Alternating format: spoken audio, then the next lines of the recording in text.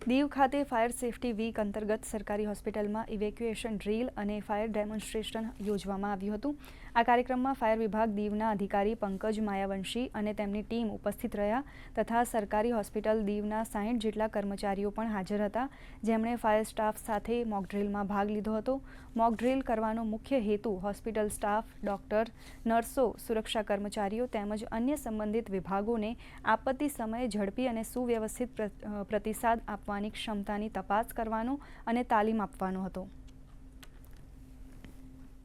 4 મે થી 10 મે 2026 ના દરમિયાન દીવ જિલ્લા સરકારી હોસ્પિટલમાં એક મોક ડ્રીલ કરવામાં આવી અને સાથે સાથે ઓડિટ પણ કરવામાં આવી। આ મોક ડ્રીલ ફાયર વિભાગ Diu, disaster management cell Diu અને સરકારી હોસ્પિટલ દીવના સંયુક્ત ઉપક્રમે કરવામાં આવી। મોક ડ્રીલ કરવાનો મુખ્ય હેતુ હોસ્પિટલ સ્ટાફ, ડોક્ટરો અને નર્સો, સુરક્ષા કર્મચારીઓ તેમજ અન્ય સંબંધિત વિભાગોની આપત્તિ સમયે ગભરાટ ઘટાડીને ઝડપી અને અસરકારક પ્રતિસાદ સુનિશ્ચિત કરવાનો હતો।